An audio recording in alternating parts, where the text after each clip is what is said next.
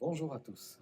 Pendant quelques semaines, nous allons aborder un thème particulier dans la parole de Dieu. Et ce thème est celui du choix de Dieu qui nous invite à le suivre, à marcher dans ses plans. Marcher dans ses plans signifie découvrir les plans de Dieu. Et découvrir les plans de Dieu peut amener soit une forme d'inquiétude, soit au contraire une forme d'excitation. Et quelquefois, derrière l'inquiétude, il peut y avoir de l'incrédulité, et c'est ce qui pourrait nous faire passer à côté du plan de Dieu. Je note le premier exemple dans le livre de l'Exode, il s'agit de Moïse. Vous connaissez pour la plupart, j'imagine, le parcours de Moïse. Vous savez qu'il a été sauvé miraculeusement de la mort alors qu'il était tout bébé. Il a été placé dans une corbeille de jonc sur le Nil, récupéré et sauvé par la fille du Pharaon, élevé à la cour des grands, et puis à l'âge adulte, il a choisi son camp. Il s'est tourné vers le peuple d'Israël qui était esclave à l'époque, et ceci l'a entraîné dans une fuite vers le désert pendant 40 ans. 40 ans où plus rien qui pourrait ressembler à un plan de Dieu n'existe pour Moïse jusqu'au jour où il y a un fameux buisson qui se met à brûler dans le désert. Moïse s'en approche, Dieu lui parle et la révélation du plan de Dieu se fait à Moïse à ce moment-là. Il a 80 ans. Et voici en quels termes Dieu s'adresse à Moïse. Il va lui ordonner d'aller vers Pharaon, d'aller vers l'Égypte et d'ordonner à ce que le peuple d'Israël soit libéré. Il n'a pas du tout l'intention d'y aller, il ne comprend pas le plan de Dieu, il n'imagine pas que Dieu puisse se servir de lui à ce moment-là. Et voici les objections auxquelles Dieu va répondre. Dans l'Exode, au chapitre 3, il est dit ceci, Moïse dit à Dieu, « Qui suis-je pour aller vers Pharaon et pour faire sortir d'Égypte les enfants d'Israël ?» Première question, qui suis-je?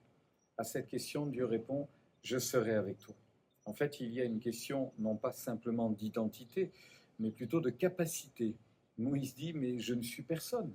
Je ne suis personne. Je ne peux pas aller vers le Pharaon et ordonner comme ça, d'un claquement de doigts, qu'il ordonne à tous ses soldats de laisser tranquille le peuple, à tous ses contremaîtres de laisser les ouvriers tranquilles et que le peuple d'Israël s'en aille. C'est pas possible.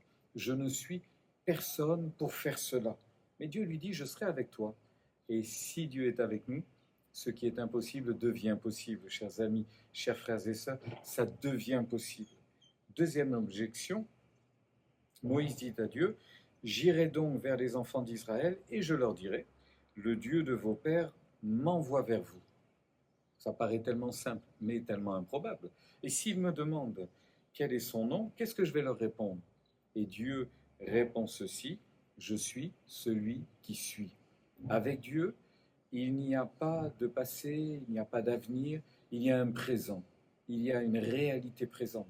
Et si notre réalité présente ne nous convient pas, il est fort probable qu'elle ne convienne pas à Dieu non plus, mais Dieu a un avenir et de l'espérance pour chacun de nous, et cet avenir peut démarrer aujourd'hui. Ce que l'on projette, ce que l'on imagine impossible pour plus tard, ça peut devenir réalité tout de suite. Et puis, troisième objection, Moïse répondit et dit, voici, ils ne me croiront pas, ils ne m'écouteront pas, mais ils diront, l'Éternel ne t'est point apparu.